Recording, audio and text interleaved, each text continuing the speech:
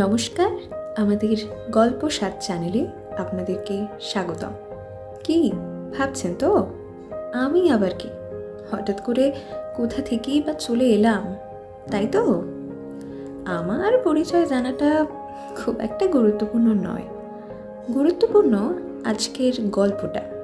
তাই চলুন বেশি কথা না বাড়িয়ে সরাসরি গল্পের দিকে এগিয়ে যাই। দিনটা 5ই সেপ্টেম্বরের ঠিক দুদিন আগে। সেই সময় কলেজ স্ট্রিটে বেশ ভালোই ভিড় হয়। যারা বইপ্রেমিক তারা তো সেখানে যায়, কিন্তু সেই সময় বহু অচেনা মুখের ভিড় জমে সেখানে। শিক্ষক দিবসের উপহার হিসেবে সব শিক্ষার্থীরাই কম বেশি এই বইটাকেই বেছে নেয়। এদিকে আমাদের গল্পের নায়িকা হিয়া, সে এক কথায় বইপ্রেমিক, তাই মাঝে মাঝেই কলেজ স্ট্রিট যায়। সেই দিনও গেছে। অনেক দোকান ঘুরে একটা ছোট্ট বইয়ের দোকানে বই দেখতে দেখতে তার চোখটা গিয়ে আটকায় একটা বইয়ের ওপর। দূর থেকে দেখা যাচ্ছে বইটির নাম প্রেমবিলাস। বইটা চাইতেই যাবে, ঠিক সেই সময় একটা ছেলে পাশ থেকে বলে ওঠে, দাদা ভাই, ওই বইটা দিন তো। হিয়া দেখে ছেলেটা প্রেমবিলাস বইটার কথাই বলছে দোকানদারকে। আরে, কে বলুন তো আপনি? আমি কখন থেকে বইটা দেখছি, আর আপনি হঠাৎ করে এসে বলছেন যে বইটা আপনি নেবেন? কথাগুলো বলেই হিয়া ছেলেটির দিকে তাকায়। দেখে একটি ছেলে, যার উচ্চতা প্রায় 5 ফুট 10 ইঞ্চি হবে। গায়ের রং শ্যামবর্ণ, গালে হালকা চাপদাড়ি, চোখে মোটা ফ্রেমের চশমা, আর পরনে নীল রঙের জিন্স আর গাঢ় সবুজ রঙের শার্ট। সব মিলিয়ে বেশ ভালোই বলা চলে। দিব্য অবাক হয়ে মেয়েটির দিকে তাকিয়ে থাকে, কিছুই বলে উঠতে পারে না। তখন হিয়া দোকানদারের উদ্দেশ্যে বলে ওঠে, দাদা, একটু দেখুন না, এই বইটা আর একটাও পাওয়া যাবে না? না দিদি ভাই, একটাই পিস পড়ে আছে। আচ্ছা, আমি একটা কথা বলি।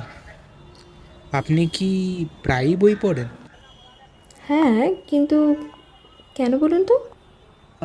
আসলে আমি খুব একটা বইপ্রেমিক নই, মাঝে মাঝে শখের জন্য পড়ি। আপনার যদি আপত্তি না থাকে তাহলে আপনি বইটা নিয়ে যান। আপনার পড়া হয়ে গেলে না হয় আমাকে বইটা দেবেন, পরে আমি আবার আপনাকে ফেরত দিয়ে দেবো। হ্যাঁ, সেটা করাই যায়। আচ্ছা, আপনার নামটা কি? দিব্য, দিব্য চৌধুরী। আর আপনার? আমার নাম হিয়া মজুমদার। তবে ওই কথাই রইল, আমার পড়া হয়ে গেলে আমি আপনাকে বইটা দিয়ে দেব। এরপর বইয়ের দাম মিটিয়ে হিয়া হাঁটতেই যাবে, ঠিক তখনই পিছন থেকে দিব্য বলে উঠল, আচ্ছা, আপনি আমার সাথে যোগাযোগ করবেন কি করে? একটা কাজ করুন, আপনার ফোন নাম্বারটা আমাকে দিন। হিয়া চুপ করে কি যেন একটা ভাবতে থাকে। ঠিক তখনই দিব্য বলে ওঠে, ও, বুঝেছি। একটা অচেনা অজানা ছেলেকে কি আর নিজের নাম্বার দেওয়া যায়? দাঁড়ান, 1 মিনিট। দিব্য দোকানদারের উদ্দেশ্যে বলে ওঠে। দাদা ভাই, একটা ছোট্ট কাগজ দিন তো। দিব্য দোকানদারের থেকে একটা কাগজ নিয়ে সেটাতে কিছু একটা লিখতে থাকে। তারপর কাগজটা হিয়ার দিকে এগিয়ে বলে, এই নাও, এতে আমার ফোন নাম্বার লেখা আছে। কখনো যদি মনে হয় যে এই অচেনা অজানা ছেলেটাকে তোমার বইটা পড়তে দিতে চাও, তাহলে ফোন বা মেসেজ করো। ও, সরি, হ্যাঁ, আসলে আমি খুব একটা আপনি করে কথা বলতে পারি না, তাই মুখ থেকে তুমিটা বেরিয়ে গেছে। কিছু মনে করো না। না না, কিছু মনে করিনি, ইটস ওকে। আজ বরং আসি। হিয়া বাস স্ট্যান্ডের দিকে হাঁটা শুরু করে। কিছুটা এগোতেই যাবে, ঠিক তখনই পিছন থেকে দিব্য বলে ওঠে। আমি কিন্তু তোমার ফোনের অপেক্ষায় থাকবো। হিয়া পিছনের দিকে তাকিয়ে মুচকি হেসে চলে যায়। হিয়ার বাড়ির ফেরার পথে হঠাৎই বৃষ্টি শুরু হয়, তাই হিয়ার বাড়ি পৌঁছতেও বেশ খানিকটা দেরি হয়ে যায়। বাড়ির গেটের কাছে এসেই হিয়া তার মাকে উদ্দেশ্য করে ডাকতে থাকে, মা, ও মা, তাড়াতাড়ি দরজাটা খোলো, বাইরে বৃষ্টি পড়ছে। হিয়ার মা এসে দরজাটা খুলে দেয় আর তারপর হিয়াকে উদ্দেশ্য করে বলে, এত দেরি হলো? বৃষ্টিতে আটকে পড়েছিলিস বুঝি? পুরো তো ভিজে গেছিস। যা, হাত পাটা মুছে নে গিয়ে। আমি বরং তোর জন্য একটু চা করে আনছি। হিয়া জামা বদলে ব্যালকানিতে গিয়ে দাঁড়ায়। তখন অবশ্য বৃষ্টিটা কমে গেছে, শুধু একটা ঠান্ডা বাতাস বয়ে চলেছে। হিয়া চোখ বন্ধ করে সেই ঠান্ডা বাতাসটাকে অনুভব করছে। ঠিক তখনই হঠাৎ করে ওর মা এসে ওকে উদ্দেশ্য করে বলে, এই মাম, এই নে তোর চা, খেয়ে নিস, টেবিলের ওপরে রেখে দিয়ে গেলাম। হিয়া চায়ের কাপটা হাতে তুলে নেয় আর ব্যাগ থেকে বইটা বার করে জানালার ধারে একটা চেয়ারে বসে পড়তে শুরু করে। বইটা পড়তে পড়তে কখন যে রাত পেরিয়ে সকাল হয়ে গেছে তা হিয়া বুঝতেই পারে না। রাতে 10টার দিকে খালি একবার নিচে নেমেছিল খাবার খেতে, তারপর থেকে সেই একটানা পড়েই চলেছে। গল্পটা শেষ করে যখন ঘড়ির দিকে তাকায় তখন ঘড়িতে প্রায় সকাল 5:15।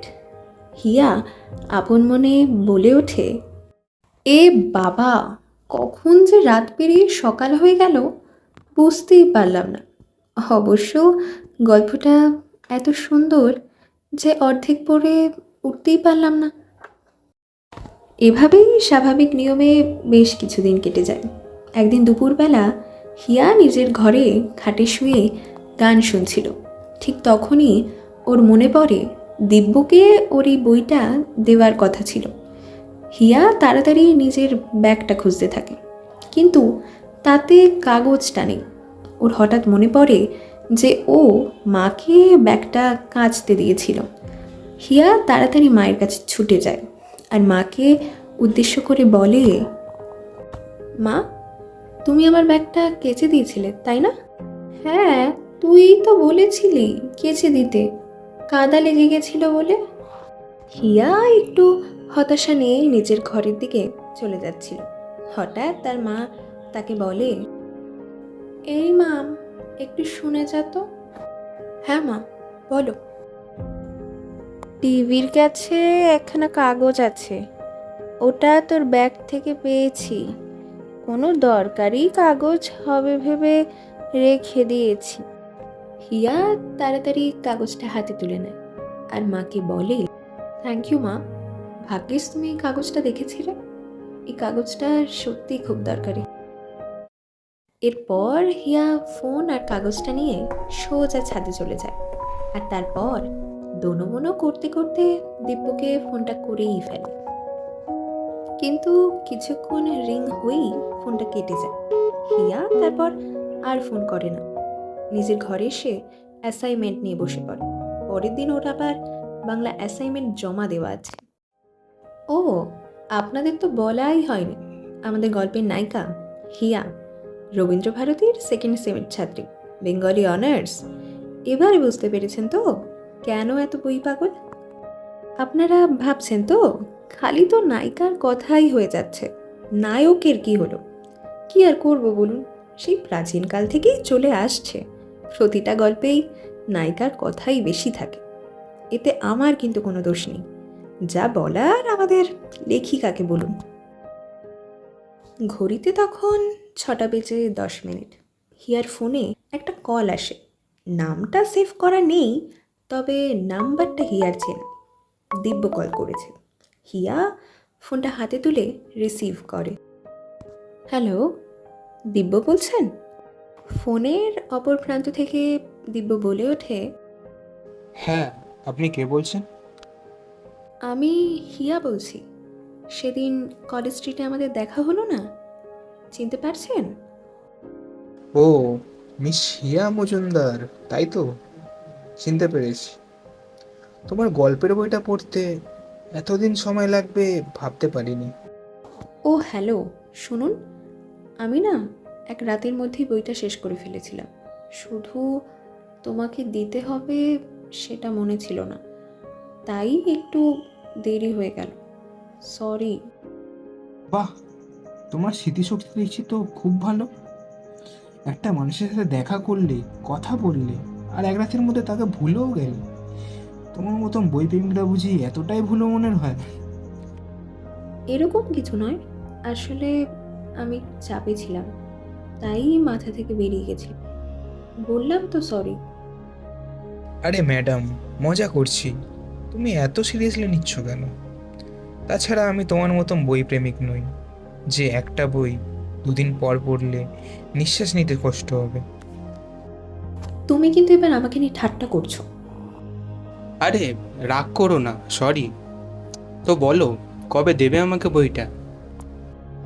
কালকে তুমি একবার বিকেলের দিকে কলেজ স্ট্রিটে আসতে পারবে? আমার কিছু বই নেওয়ার ছিল, তাই আমি কালকে কলেজ স্ট্রিট যাব। ওকে, নো প্রবলেম। তুমি যদি কিছু না মনে করো, তাহলে আমি একটা কথা বলবো। হ্যাঁ, বলো। তুমি চাইলে আমরা কফি হাউসে কি কথা বলতে পারি না? মানে, কলেজ স্ট্রিটে একটা নতুন কফি হাউস খুলেছে না, তাই বললাম আর কি। না। কেন? আমি কি এতটাই খারাপ যে আমার সাথে বসে কথা বলা যায় না? সেটা তো বলিনি। বলেছি কফি খেতে খেতে কথা বলা যাবে না, চা খেতে খেতে কথা বলা যাবে না, সেটা তো বলিনি। মানে? হিয়া একটু মুচকি হেসে বলে, উফ, মানে আমার কফি খেতে ভালো লাগে না, তাই বললাম চা খাবো। ও, তাই বলো। ঠিক আছে, তাহলে ওই কথাই রইলো। কাল দেখা হচ্ছে। বাই। হুম, বাই। পরের দিন বিকেলবেলা হিয়া আর দিব্য দুজনে মিলে হিয়ার যাবতীয় কেনাকাটা সেরে একটা কফি শপে গিয়ে বসে। তবে কফি শপটা একটু অন্যরকম। দেখে মোটেই কফি শপ বলে মনে হচ্ছে না, বরং দূর থেকে দেখলে ধাবা মনে হবে। বাইরে অনেক কটা বাঁশ দিয়ে বানানো টেবিল, চেয়ার পাতা। সেই রকমই একটা টেবিলে হিয়া আর দিব্য বসে। হিয়া হঠাৎ ওর ব্যাগ থেকে বইটা বার করে দিব্যর দিকে এগিয়ে বলল, এই নাও তোমার বই। Thank you madam. আচ্ছা দেখো, আমরা তো একে অপরের নাম ছাড়া আর কিছু জানি না, তো তুমি কিছু বলো তোমার ব্যাপারে। তুমি আমার ব্যাপারে জেনে কি করবে? এত কৌতূহল কিসের? আরে বাবা, শুধু তোমার ব্যাপারে শুনবো তা তো বলিনি, আমার ব্যাপারেও বলবো। তোমার কেন মনে হলো যে আমি তোমার ব্যাপারে জানতে চাই? ও, জানতে চাও না? ঠিক আছে, তাহলে আর কি, আমি তো তোমার ব্যাপারে জোর করে জানতে পারি না। হিয়া একটু মৃদু হেসে বলে, আরে বাবা, মজা করছিলাম। শুধু কি তুমি মজা করতে পারো? আমি পারি না? ওকে স্যার, বলছি। আমার নাম হিয়া মজুমদার। আমার বাড়ি ডানলপে। সেখানে আমি, মা আর বাবা থাকি।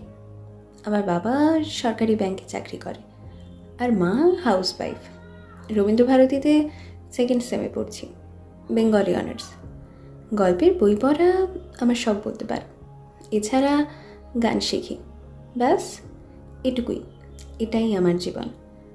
এবার তোমার ব্যাপারে কিছু বলো। আমার নাম দিব্য চৌধুরী। আমি প্রেসিডেন্সি কলেজের ফিফথ সেমের পলিটিক্যাল সায়েন্সের ছাত্র। আমার বাড়ি শিয়ালদা। বাড়িতে মা বাবা, আমি আর ঠাম্মি থাকি। বাবা সরকারি স্কুলের টিচার আর মা হাউসওয়াইফ। এভাবেই চা খেতে খেতে খানিকক্ষণ কথা বলার পর ওরা যে যার বাড়ি ফিরেছে। এভাবেই দেখতে দেখতে বেশ কয়েকটা মাস কেটে গেছে। ওদের দুজনের সম্পর্কটাও একটা ধাপ এগিয়েছে। না, এখনো প্রেমিক প্রেমিকা হয়নি, তবে ওরা দুজনেই নিঃশব্দে অনুভব করছে যে একে অপরকে পছন্দ করে। হাতে গোনে সরস্বতী পুজোর আর মাত্র 4 দিন বাকি। দিব্য ওদের কলেজের মাঠে বসেছিল। ঠিক তখনই হঠাৎ করে ওর মাথায় কেউ যেন একটা চাটা মারে আর বলে ওঠে, ওই, তোর খবর কি? দিব্য তাকিয়ে দেখে নীল। নীল হলো দিব্যর কলেজের সব থেকে ভালো বন্ধু। বলতে গেলে বন্ধু কম, ভাই বেশি। দিব্য বলল, ভালো, বল। তা মামা, কেমন চলছে তোর প্রেম কাহিনী? ধুস, এখন তো বলেই উঠতে পারলাম না আর কাহিনী। ওটাই তো কথা, এখনো বলিসনি কেন? ছাড়, আমি ভালো কথা বলছি। ভাই, 4 দিন বাদে সরস্বতী পুজো। এর চেয়ে ভালো সুযোগ তুই আর পাবি না। সরস্বতী পুজোর দিন যা, একটা গোলাপ দিয়ে হাঁটু গেড়ে চোখ বন্ধ করে নিজের মনের কথাটা বলে দে। কিন্তু হিয়া যদি আমাকে না বলে দেয়, তখন তো আমাদের বন্ধুত্বটাও নষ্ট হয়ে যাবে, বল। তুই কি ছাগল নাকি? এরপর দেখবি অন্য কেউ এসে তোর চোখের সামনে দিয়ে হীরাকে পটিয়ে নিয়ে চলে যাবে, আর তখন তুই বসে বসে হাত কামড়াবি। ভালো কথা বলছি, বলে দে গিয়ে। দিব্য বাড়ি ফিরে এসে হিয়াকে ফোন করে। হ্যালো, বলো। শোন না, বলছি সরস্বতী পুজোর দিন বিকেলবেলায় একবার বাগবাজার ঘাটে আমার সাথে দেখা করতে আসতে পারবি? কেন বলো তো? না, আসলে কিছু দরকারি কথা ছিল। বল না, একবার আসতে পারবি? আচ্ছা ঠিক আছে, যাব। তবে ওই দিন আমার একটা গানের অনুষ্ঠান আছে, তাই ঘাটে পৌঁছতে পৌঁছতে আমার 5:30 মতো বাজবে। ঠিক আছে, তুই তখনই আয়, কিন্তু আসিস প্লিজ। হ্যাঁ, বললাম তো, যাব। দেখতে দেখতে সরস্বতী পুজোর দিন চলে আসে। ঘড়িতে তখন দুপুর 3টে। দিব্য তৈরি হয়ে বেরিয়ে পড়ে। পরনে সাদা প্যান্ট, নীল রঙের পাঞ্জাবি, হাতে একটা ঘড়ি, আর চোখে কালো চশমা। ঘাটে যাওয়ার পথে একটা ফুলের দোকান থেকে দোনো-মোনো করে গোলাপ ফুল না নিয়ে একগুচ্ছ সূর্যমুখী ফুল কিনে নেয়। দেখতে দেখতে 5:15 বেজে যায়। দিব্য হঠাৎ তাকিয়ে দেখে দূর থেকে একটা মেয়ে হেঁটে আসছে। মেয়েটির পরনে নীল শাড়ি, সাথে ম্যাচিং করা সাদা ব্লাউজ, খোলা চুল, গায়ে হালকা গহনা, কপালে একটা ছোট্ট কালো টিপ, কানের পাশে একটা চন্দ্রমল্লিকা ফুল গোছা, আর কাঁধে একটা শান্তিনিকেতনী ব্যাগ। দিব্য এক দৃষ্টিতেই হিয়াকে দেখতে থাকে। কখন সে হিয়া ওর সামনে এসে দাঁড়িয়েছে তা দিব্য টেরও পায়নি। হিয়ার গলার স্বরে দিব্যর চেতনা ফেরে। তারপর দুজনেই ঘাটে বসে। কিছুক্ষণ পর দিব্য সূর্যমুখী ফুলগুলো হিয়ার হাতে দেয়। তুমি কি করে জানলে যে আমার সূর্যমুখী ফুল পছন্দ? আমি তো তোমায় বলিনি। সত্যি তোর সূর্যমুখী ফুলটা পছন্দ? আমি অনেক দোনোমনো করার পর সূর্যমুখীটা কিনেছি। হ্যাঁ, পছন্দ মানে আমার খুব পছন্দ। সূর্যমুখী ফুল আমার ভীষণ পছন্দের। Thank you so much. তোর পছন্দ হয়েছে এটাই অনেক। চল, একটু গঙ্গার ধার দিয়ে হাঁটি। হিয়া হঠাৎ বলে ওঠে, কিছু দরকারি কথা বলবে বলছিলে। হ্যাঁ, আসলে অনেক দিন ধরে তোকে একটা কথা বলবো ভাবছি, কিন্তু বলতে পারিনি। আজ বলতেই হবে, না হলে অনেক দেরি হয়ে যাবে। তোকে প্রথমবার দেখেই আমি তোর প্রেমে পড়ে গেছি। তারপর তোর সাথে কথা বলে, তোকে চিনে আমি তোকে ভালোবেসে ফেলেছি নিজের অজান্তেই। আমি তোর সাথে গোটা জীবনটা কাটাতে চাই। তুই কি বইয়ের মতন, চায়ের মতন, সময়ের মতন জীবনটাও আমার সাথে ভাগ করে নিবি? হিয়া চুপ করে গঙ্গার দিকে তাকিয়ে দাঁড়িয়ে থাকে। অসময়ে আকাশে কালো মেঘ জমেছে। আকাশের এই অবস্থা দেখে আস্তে আস্তে গঙ্গার ঘাটও ফাঁকা হয়ে যাচ্ছে। হঠাৎ একসময় ঝিরঝির করে বৃষ্টি পড়া শুরু হয়। দিব্য আর হিয়া ছাড়া ঘাটে তেমন আর কেউ নেই। দিব্য হঠাৎ বলে ওঠে, হিয়া, মনে হয় জোরে বৃষ্টি নামবে।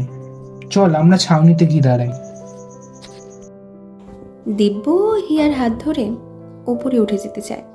তখনই হিয়া দিব্যর হাত টেনে ওকে নিজের কাছে নিয়ে আসে আর বলে, তুমি কখনো আমাকে ছেড়ে যাবে না তো? তুমি আমার অভ্যেস হয়ে গেছো। তোমাকে ছাড়া আমি একটা মুহূর্তও থাকতে পারবো না। পরে কখনো তোমার এটা মনে হবে না তো যে আমার আর এই হিয়াকে ভালো লাগছে না? বলো, কখনো মনে হবে না তো? দিব্য একটু মুচকি হেসে বলে, ওরে পাগলি, তুই আমার প্রেম নস যে আমি তোকে ভুলে যাব। তুই আমার মায়া, যা আজীবন আমার সাথে থেকে যাবে। বৃষ্টির পরিমাণ ক্রমশ বাড়ছে, বাড়ছে দুটো হৃদয়ের অনুভূতি। দুটো শরীর এখন খুব কাছাকাছি, দুটো ঠোঁট এখন একই গন্তব্যে হেঁটে চলেছে। আর তার সাক্ষী হয়ে রয়েছে ওই খোলা আকাশ, গঙ্গার ঘাট আর প্রতিটা বৃষ্টির ফোঁটা। আমার ক্লান্ত মন ঘর খুঁজেছে যখন, আমি চাইতাম, পেতে চাইতাম শুধু তোমার টেলিফোন।